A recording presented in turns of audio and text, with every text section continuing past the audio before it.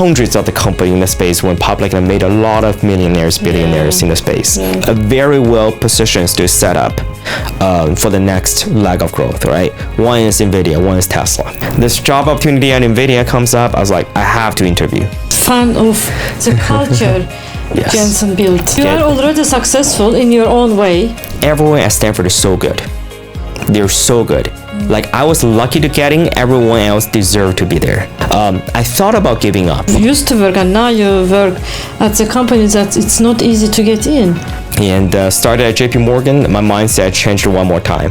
What prompted you to get this podcast started? And First of all, how to find a network, how to build a connection, how, if I go basic down, how can I apply for a job? a lot of those skills involves communication, collaboration with people. You have to be able to consume a lot of information. When you come to a new country, it seems really a big deal for you. If I knew what I knew, today, I probably get very excited.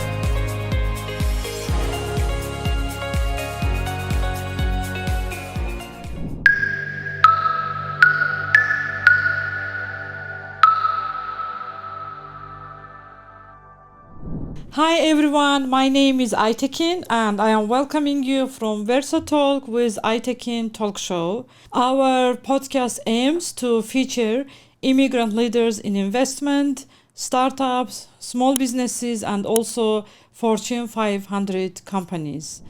The podcast is related to Femigrant Foundation, a non-profit organization that empowers female immigrants in Silicon Valley. And at Femigrant, we organize different types of professional networking events, helping immigrants to connect with successful leaders in Silicon Valley. Today, we have an amazing guest. His name is Alan, and he is an immigrant from China. Alan started his journey in the US by attending a small liberal arts college, Oberlin, in Ohio. And from there, he transferred to Stanford University and completed his BA and economics. His career started at Medallia, a Sequoia-backed enterprise software startup as a professional service consultant. He also worked at JP Morgan, meanwhile graduating his MBA from Columbia University. Now he works as a director of corporate development at Nvidia. Welcome to the studio, Alan. Thank you. Really great to be here. Awesome. So, Alan, I introduced you, but I would love you also to tell about yourself, maybe some things that I didn't mention. Yeah. I think one thing that would be great to talk about, I think a lot of immigrants kind of faced when they first come to the US is about the culture difference, right? So like where I come from, which is in China, is like there's a very clear path towards advancing in the school, advancing in the career. So there's not too much discussion about what kind of career track you should choose. How do you make sure that you are really passionate about what you do? So I think one thing I spent a lot of time on when I was in the college is to really dive deep into understanding what I want to do. I definitely have tried and realized that a certain career path is not for me, but I think it's definitely helped me in the long term to understand and crystallize about what I truly want to do for the long-term career. You worked at very interesting big companies at such a young age, JP Morgan, right? And currently you work at Nvidia. Mm-hmm. What helped you to be as a successful candidate to get accepted to those companies? Yeah. So I think there are a few things. Like if I had to say just one as like a very, very basic requirement is really the proficiencies to communicate. I think a lot of the immigrants come to the US, they're very, very good, proficient with STEM topics, like they're really good with math and everything. But one thing I think people are lacking is ability to communicate. It's not just about the language, right? Language is one part of it. The other is how do you put together a idea that you can communicate it over in a very, very tight time frame. Like the thing about in the US when you're going through the interview is if you're talking about something and you are not being able to finish your thesis within like 2-3 minutes, you lost that person immediately. Like I have personally done interviews with like people who grew up in the U.S. and grew up, overseas. I think I see in general a big difference. So one thing, I helped a lot of younger professionals and tried to, break into certain industries, and I think that is very critical for them to do. So are there any top 3 tips you can give how they can develop their communications to make maybe a better pitch in 3 minutes? Yeah. I think in general, like first, I think when you're here, it's very important to blend in and just make friends, because the best way to practice your English and being really proficient is really just being able to talk to the people and just practice, right? So that's number 1. Number 2, I think it's very important just on the professional level is to participate in like interested clubs that you believe is related to your and career goals. So case in point, if you wanted to do finance, join the finance club in your school. Like when I was at Oberlin, also when I was at Stanford as well, such group exist, and they will do pitch competitions. They will do like stock analysis and ask people to kind of analyze the stock and talk about why you have the conviction like the stock will go up and go down. I think those kind of ability to distill your thoughts into like a few concise points and communicate over and being able to defend your position, I think that's very critical in the workspace within the United States in general. The third thing I would say is find a mentor. Like over my career, I think mentor has been tremendously helpful, because although people are talking about first and principle thinkings and how do you kind of being able to chart your own course, typically if you are in the US and you are working like certain industries that are well established, like there's always people who have done things you're thinking about doing before, right? Like venture capital investing, investment banking. There are a lot of people who knows like historically what things have been done. So I always tell people is like, hey, if you just started in industry, don't think about breaking 100% of things, because that usually you will, not being very successful unless, you're certain people you can do that. But typically you want to observe how the industry work. And then you identify the inefficiencies and you surgically like being able to do that. Like, there are people who are going to tell you investment banking work in a certain way. Right? Like you're going to need to know the client, you're going to be friend with them, you're going to be kind of taking them out, going to golf, going to dinner, and then that's what you build a relationship. And when they have M&A deals, IPOs, they will call you. Right. So that's one way to do the business. But more and more recently, I found friends who are newly made like partners, MDs in investment banking. So they approach it differently. Okay. They really dive deep to do like research in those companies. So they almost feel like, you can almost feel like they are the expert of this industry, except that they are bankers. So they leverage their industry domain knowledge and they impress their customer that way. They're like, wow, this guy really, really understand how I operate, right?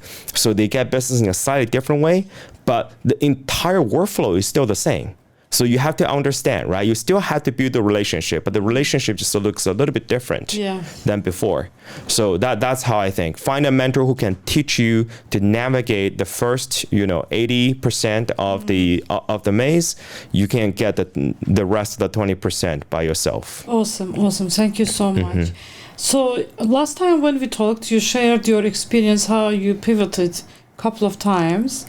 And that is really helpful for immigrants, especially they're coming from the field, maybe they're not able to work here or for many other reasons.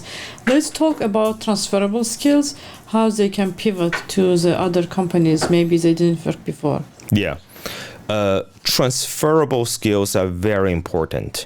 So It's actually very interesting. So when I go to college, right, like I think I was very typical at that time among, my Chinese friends. Like really, there are only a few fields that you feel like it's worth immigrants to dive into, like banking, consulting, going to like medical school, law school, and then, become like engineering students, like working on like in like respectable, reputable tech jobs. So like there are a few things that most people are exploring. I exploring those too. Why? Because those skill sets are transferable, right?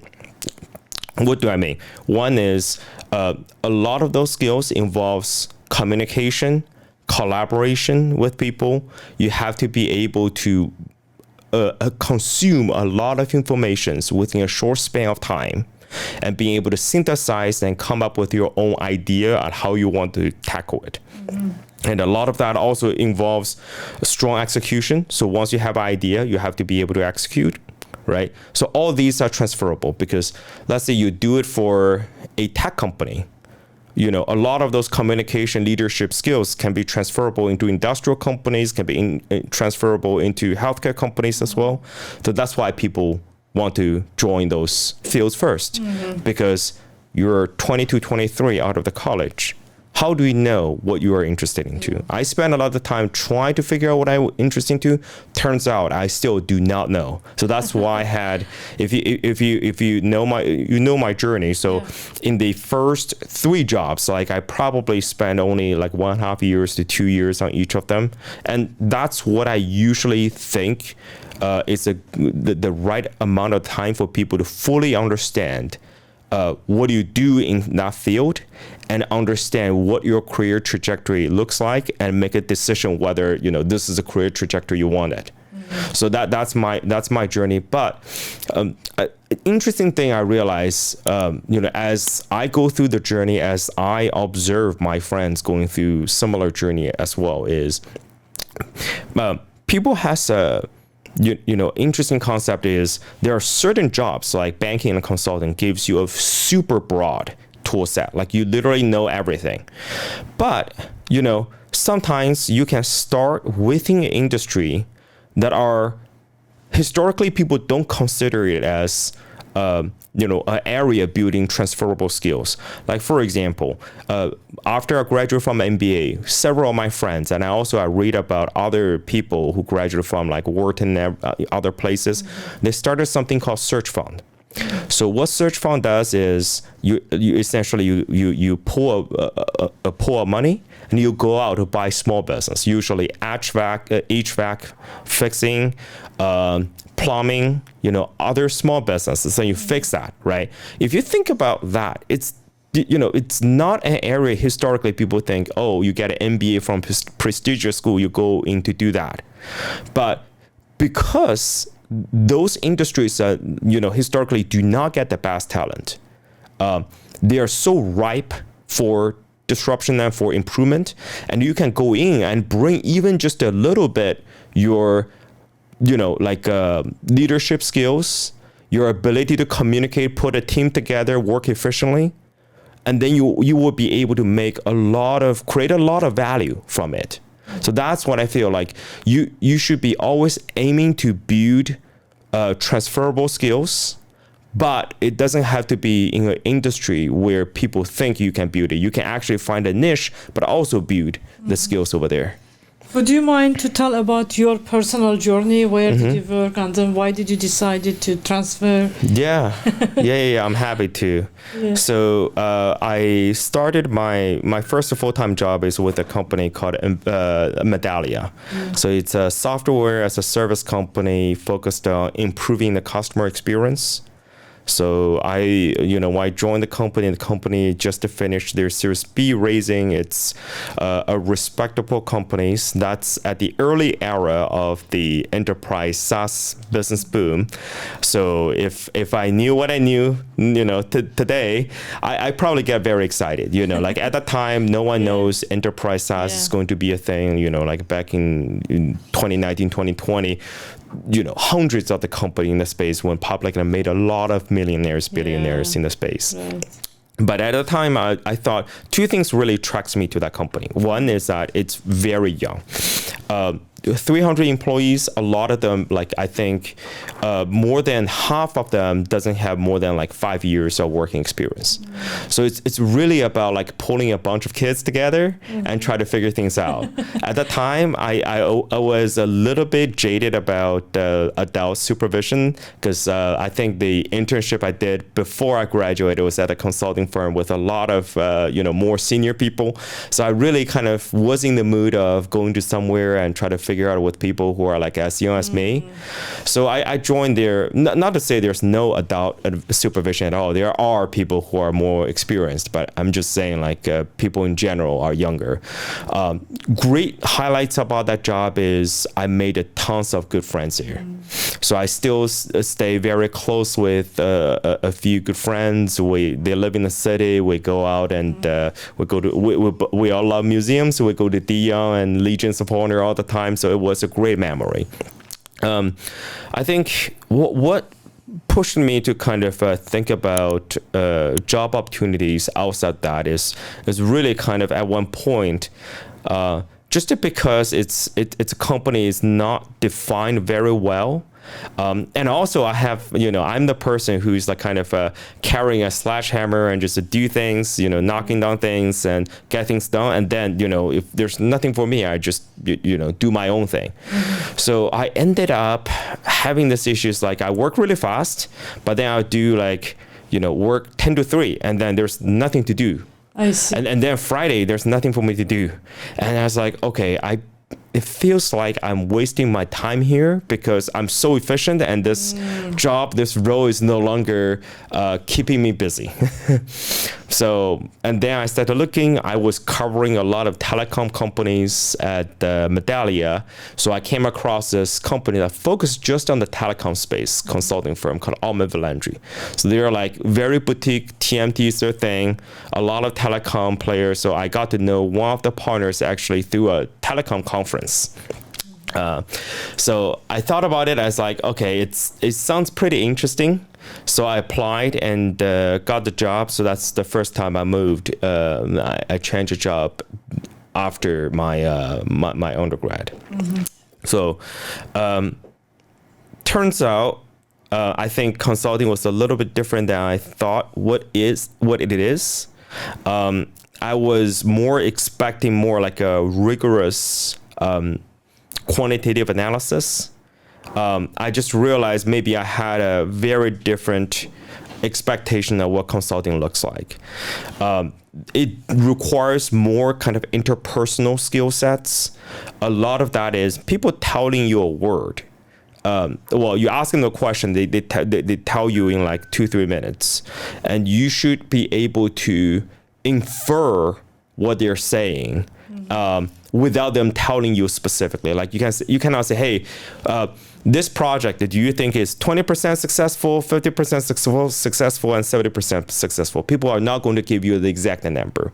People are going to tell you, oh, here's how I think. I think it's decently good, right? So you have to say, okay, decently good, meaning he's probably around 50, because if it's 70, he will be like, I'm super excited, right? So you kind of have, it's kind of very interesting. You have to have this kind of ability to read the people. And I think at the time I was lacking. I was struggling a lot. My manager was pretty strict at the time. At the time I feel very hurt because I never thought I was so bad, but he gave me the full truth. And I was like, oh my God, I'm so bad. So that creates a little bit like tension, and also internal searching is like, what can I do better, right? So because I know I wasn't doing great. So went to business school. I don't think part of me changed. It's really like I got the chance during the business school to really focus on thinking about where I'm lacking, and then I put a lot of effort to do it. Like when I was interviewing for investment banking, I did, probably 2 or 3 times more coffee chatting, finding a mentor, doing the right thing, doing the practice than anyone else, right? Just refuse to let myself to be underprepared than anyone, right? I just tried my best. And I think that process, that space that MBA created for me to explore that, I think really, truly, truly improved myself. And I always have this thought is everyone should have this like downtime. So never fear you know, take a downtime because, but use the downtime very well. Like you could be, you know, not struggling or something. Don't afraid to take like maybe 3 or 6 months and tell yourself, you know, maybe I will still keep my job, but I'm just going to be mentally zoomed out for a little bit. And that's totally fine because you need this time to really find out how do you do better. Because if you just, you know, always being on system 1 and try without going on to the system 2 thinking, I don't think that's that will help too much. And then how did you transfer to Nvidia? We missed that part. Yeah. I haven't talked about Nvidia. Yeah, so at JP Morgan, I spent a lot of time covering software companies and hardware companies, semiconductor companies. So interestingly, I joined JP Morgan at a very, very historical juncture. I joined during the COVID. Okay. So people thought COVID is a terrible time. COVID is a great time for tech companies. During my 2020 summer to 2021 summer time, I cannot think about more companies going public or getting acquired or issuing debt in such a short period of time than any other period of time in the US, maybe during the dot-com bubble, but I wasn't here during that time, so I couldn't know for sure. But that's an insane amount of time. It gives you a lot of visibility into the action in the market. But I think one thing that is very curious to me is like, if I look at some of those companies, it's hard for me to get excited. Like I got excited. I know they're a business, but it's almost like you're looking at a industrial company or like HVAC company, right? You look at them, you're like, great, it's a great company. I believe you're going to be successful. But if you ask me, are they going to be, a decade company, a century still running company? Hard for me to say. So why? Because they're tackling an issue that is very valuable today. Okay. But like I always been so for me, I think history is made in junctions. Okay. Like there's always step functions from time to time. We're due for a step function because every 10, 20 years there's something in technology that's supposed to happen that will bring the next wave of paradigm shift, and we are 10 years and without anything. Like all the transition to cloud happened in the early 2021, the mobile internet, Ubers and DoorDash, Airbnb all started in the early 2010. Okay. I misspoke, but all of the early 2010 things. There's not much going on for 10 years already. Like something has to happen. So at the time, I was thinking, okay, there are 2 companies I think are very well positioned to set up for the next leg of growth, right? One is Nvidia, one is Tesla. Okay. Why those 2 companies? I think any technology paradigm shift has to be general purpose. It cannot just power one industry. It has to power everything. Right? It has to power a large part of the GDP. So that's number 1. Number 2 is this company has to be really spend many, many years in it. It cannot be just a concept, right? For me, like Tesla is about industrial, like building things that literally operate in the physical world. For Nvidia at the time is really like a digital intelligence. I was separating them at that time, but now with robotics, humanoids, everything started to converge again. But that's how I mentally separate them by then. So I say like, okay, there are 2 companies that potentially can power this world in the next at least 10, 50 years, Nvidia and Tesla. I have to join one of them. So at one point, this job opportunity at Nvidia comes up. I was like, I have to interview. I just have to. Great. Yeah, I just have to, and that's how I end up here. And I think you didn't ask me, but I think this question is important. Is after so many job hopping, I realize what is important other than the thesis and the industry or the company working is also about the team you work with on the day-to-day basis. It's very, very important. It keeps you sane. It keeps you happy. And I have to say, Nvidia has this amazing team that I just feel very happy to be part of. Yes, as I used to be there before. Yeah, I'm nice. a fan of the culture Yes. Jensen built at Nvidia. So I was at the marketing, digital marketing team. Oh, great. Who raised you as such a talented, amazing Thank you. person? Your parents. I would love to learn about your family. I grew up in this city called Nanjing in China. So I think you can think about it as like a Washington D.C. Okay. Comparable here is except it's not the capital in China, it's Beijing, but it's like this well-developed city on the eastern side near the seaboard, but it's not like Beijing or Shanghai, which are like you have tens of millions of people living there. It's like a huge metropolitan. So Nanjing is like still pretty compared to those large metros are pretty small. So that's how I describe it.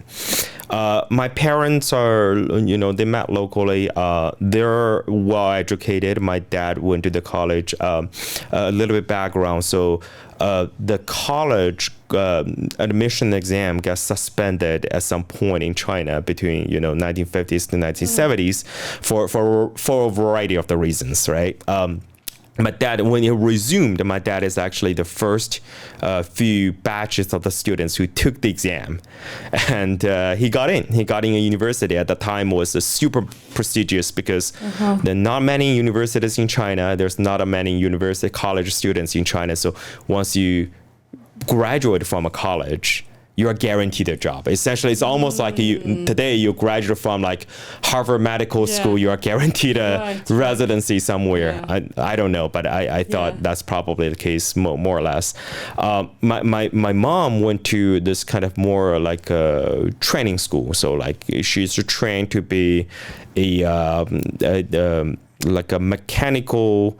I don't know how to describe her job, but she draws like those blueprints for like essentially like those mechanical things. Like so, like if you want to press a certain part, she draw like the blueprints for that. She also teaching like a local professional school, so she does a lot of things. So. Yeah, so my parents, they're well educated, so they have very good bar for me. And I think I grew up, I realized a few things, right? So one is my parents are really, really good to me.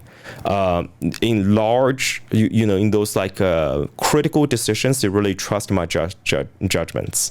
Like I came to the US for a summer camp in my, that's 9th grade summer. So at the time when I visited, I was like, this place is awesome. I want to come to the US, right? To them, it's a lot of financial burden. To them, it's a lot of like commitment to see their son go overseas. Are you the only child in the family? I'm the only child. I have 2 cousins. Okay. One of my cousin is super talented at a very early age. So I was definitely under a little bit pressure to be I like think he compared. built $1 billion company. Is that he lives in New York? Is that No, not that one. not that one? Okay. No. I wish. I hope I have this, a cousin that's successful. But she's doing very well. She does like research in Germany right now in kind of biochemistry-ish industry. So that's, but she's very talented. Like she literally is the templates my parents want me to be when I was a kid, like score perfect score in every exams, being very smart. Like she doesn't really spend a lot of time study at all, nonetheless. So a lot of pressure growing up, but my parents kept it cool, so they don't put all the pressure. I know they want me to be like that, but I couldn't because at the time, my mind is everywhere. I really like soccer, basketball, all the boy things. I really like You it. are already successful in your own way. So you work at the companies. You used to work, and now you work at the companies that it's not easy to get in, and It's you were not able easy. to get in with your talent, and Yeah, so you can be proud of yourself. I am. I think so. So that's why I think, you know, people develop in their own ways. Like there are people who grow more like in a linear fashion, so they just continue to improve themselves every day.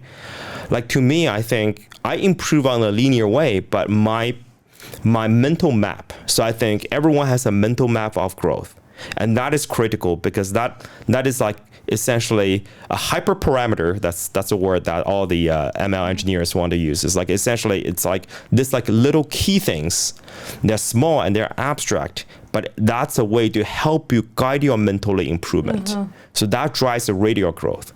So that thing I think changes more in a step function. Like I would say when I come here first time, like when I was at Oberlin 2010, I changed my mind one time. When I started my first job at Metalia, my mindset changed another time. When I went to Columbia and started at JP Morgan, my mindset changed one more time. When I joined Nvidia, and I think it's not at the very beginning, probably somewhere between like at 2023, I developed a new perspective. So what was that perspective? It's really about how do you perceive the world. Like, you know, in my role, we run a lot of acquisitions, strategic investments, right? So it's about how do you look at the company, right? And I think there's a lot of book written about that, right? But I found, like, I read all this book when I was undergrad as well. It's amazing. Like I try to prepare myself for this kind of role, like investing, investment banking, blah, blah, blah. So I read a lot of the book in the space. But when I was at that mindset, I read it, I memorized it, but I couldn't internalize. It's not part of me. My organ is rejecting that part of the knowledge, right? It's only when you are at a certain point. I don't know. I honestly, I don't know how do you make it because it's a chicken or egg problems, right? You have to have the experience to understand it. Right. But, you know, but if you don't understand it, it's hard to have it's hard to find the opportunity to have this experience. Yeah. But somehow something has to click first, but then you start to have this virtuous cycles. You're like, oh, now I understand what you're talking about. Now I understand what is important. And then you start getting more and more of this validating point. You say, oh, you know, certain things happen. It validates my earlier thoughts is right. And then you do more. Yeah. So I you know, it's hard for me to explain, but I think people, like, to me, I think in my life, the biggest challenge is if you don't feel like that moment is coming, you become anxious. Because you typically, in that case, you're like, see everyone else taking off. You're like, oh, I'm struggling. I work as hard as everyone else. Why don't get to that point? What do you think made you successful at such a young age as an immigrant? Yeah, I don't. Well, first of all, I don't. You know, not try to be humble, but I think there's a lot of work to do here. I think you know, I'm proud of what have been done so far, but I think there's a lot of work to do. How do I think I can you know get here? I think few things. One is, I think don't give up is one thing. Okay. Like. I can share with this story with you and you will be surprised is when I first transferred from Oberlin to Stanford. By the way, transfer to Stanford is not easy. They take about like 40 students out of like 10,000 applicants every year for applying to transfer. It's harder than apply as a freshman. Wow. Yeah, I was lucky. I was extremely lucky. But when I get into the Stanford, here's what happened is everyone at Stanford is so good. They're so good. Like I was lucky to get in, everyone else deserved to be there. Like they are miles ahead of me. And I was shocked. I went into like a total shocking syndrome where it triggered my defense mechanism a little bit. So I have a few good friends who I still hang out a lot, right? But other than that small friend circle who doesn't really judge me, I really rarely branch out. Because for me, I was so afraid because everyone seems so good. They're talking about things in a very, very different level than I do. And I try hard and never being able to catch up. So that's the hard truth of being in a school that is so good, because everyone else is so good. I thought about giving up, right? Because look, you graduate from good schools, you started working, everyone look at your resume, it's like, hey, I want someone from Stanford to be in my company, right? It's not like I cannot find a job. I can. Yeah. But it's really about mental state, right? Even in that lower state, you have to somehow put together, say, I understand I'm reaching my bottom. I need to pull myself together. I'm going to start to walk up. I would say it takes me about 5 years-ish to really get from the bottom to a comfortable level. Wow. It does hurt along the way. But I think not giving up is the most important thing. Obviously, other things that help is one is being curious, because I think a lot of people like to stay within what they're comfortable with, right? Meeting with other people, being very curious about topics, like people talking about AI, right? What is AI? Yeah. Can you dive deep enough so that you truly understand how everything goes? And talking to the industry leading researchers to understand and being able to think yourself where the market is going, where the technology is going forward.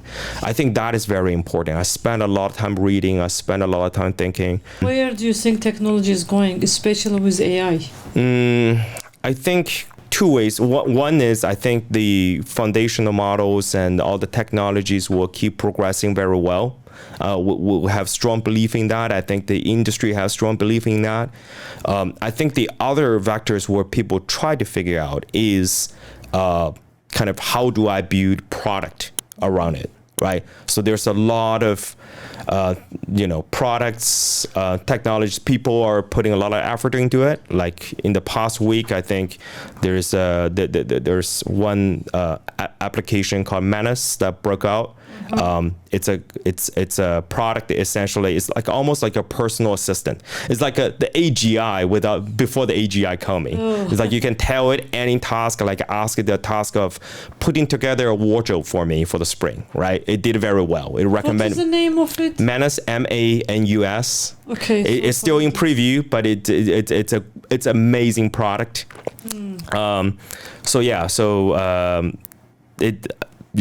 I would never imagine that AI can do that, but it definitely make me very shocking to see how good it can be. So developing fundamental capability through model, developing these applications, I think both are the vectors that that will keep progressing and show the benefits of generative AI.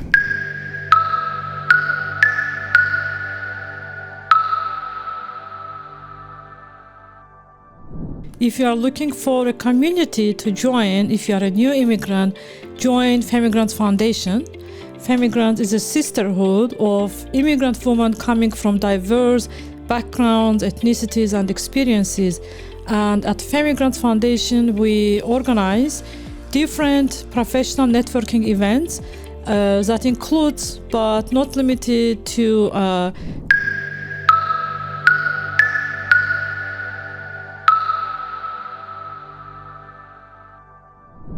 we are almost at the end of the show. Sure.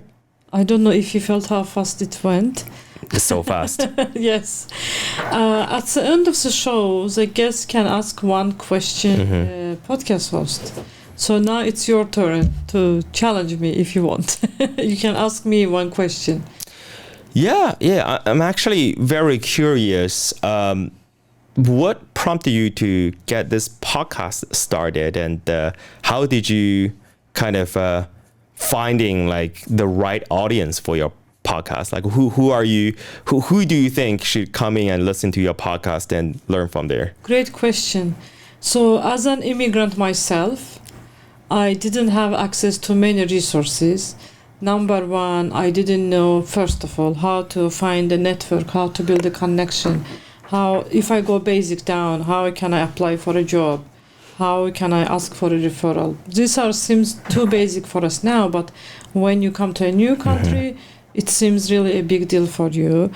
So different, many missing resources. And the bigger one, it's like to learning about investment, money, how to grow your career. And I interviewed hundreds of immigrant women, and I realized that I wasn't an only immigrant woman at those like earlier years that struggled with this access to this many resources.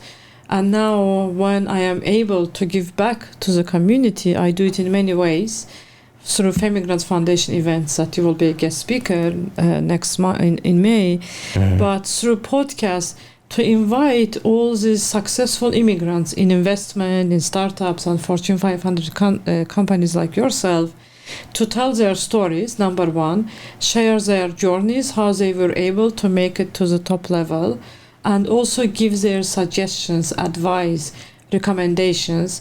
It's not only I am learning, but also immigrants who just came, who are looking for resources, to find everything in one spot, in one maybe tool, in one podcast show where they can learn about money, about career growth, about journeys of other immigrants that will help them to stay motivated, inspired, and also not give up. So the target audience for us, any immigrants who want to learn maybe the basic things about money, investment, saving, etc., also to the mid or moderate level who wants to go deep dive about investments, how to invest, or maybe startup founders who wants to know how to build relationship with investors, to hear their journeys, and when they approach to them, they already have a topic to connect, right? Because they listen to their stories. So these are the targeted audience, immigrants who are looking for the resources to grow their startup, business, investment, or just themselves. Awesome. Awesome. Great. So is there anything you think that I should ask you that it could help to the audience targeting immigrants, but I didn't ask you? You ask a lot of very good questions. I think I think maybe one question is, what are the resources that are be available to immigrants to learn about career and about a lot of other things? Please answer. That is great, and I missed. Yeah. Totally. I think I'm from tech. I will talk specifically about resources in tech. If you're really interested in, like, for example, AI, what are some of the books, newsletters, researches you should read and to get a good hand of everything. I think if you're truly passionate about technology development, there's a book called The Innovation Lab. Talks about essentially the journey of IBM's AT&T's Bell Lab. I apologize, and all the other development about computer, about the internet, and just gives you the bird view of the technology journey from the early 20th century till now. So I think if you want to learn the technology as a whole, that book is very good. In terms of if you want to deep dive into AI, there is a newsletter called Semi-Analysis. It's named that way, but it's actually cover everything AI and semiconductor. It's very technical. I have to warn people first, but it's one of the best analysis that I can see in the out there that help people to understand the industry dynamics in the semiconductor, in the AI, and then how it evolves going forward, right? If you want to learn how AI works, there's actually a YouTube channel. I don't know if you're okay with me recommending another YouTube channel. Yes, exactly. Why not? It's called StarQuest. It requires you have zero basic knowledge of AI, but it just use this very simple math illustrations to tell you, hey, this is how machine learning or artificial intelligence works, like the inner workings, like when you have a gradient descent, how matrix multiplication works, why matrix multiplication will help the AI to understand how the two words are related to each other. It's fascinating, like because you don't have to get a PhD degree to understand that. Wow, these are really great, amazing resources, and I am sure that you are full of these resources that you can share. Any immigrants who want to pivot their career, are there any resources you can recommend? Maybe they can learn what should I do first, how I can be successful. I would talk specific about industry transitions because different transitions takes different resources. So if you want to do finance from a different industry, I think the best resource is a website / education. Like they put together their books and materials. It's called Breaking to Wall Street. So that is a very good resource. They have online courses, they have books, they have like these videos to help you.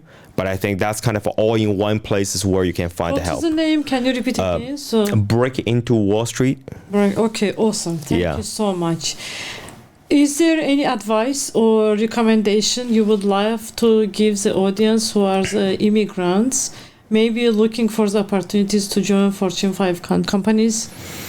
I think one of the big thing is, I think I will keep going back to that point, which is you have to believe in yourself. You have to be ambitious. You have to work really hard. I think what happened is I think people always have ambition, and how do you put enough clarity in that and understand what is the plan you have to put together to achieve that, and actually have the courage to go down and do that. That is the key. And along the way, people always gonna have up and downs. There's a lot of there's going to be a lot of setbacks, frustrations. You just have to take that. You have to take that. You have to work really hard. You have to not think about that. Don't think about any, there's going to be a lot of embarrassing moments, I think. Like I personally had a lot of embarrassing moments I dreamed about. You just have to forget all that and marching on the next day. It's just it's really about the mentality and being tough. Awesome. Thank you so much. Yeah, of course. Thank you. I really appreciate your time to be here, share your journey, and great resources. Yeah. I am sure that it will help a lot to the audience. Great. Our guest today was Alan, and he shared his journey and the resources to help you succeed in America. Thank you for watching us.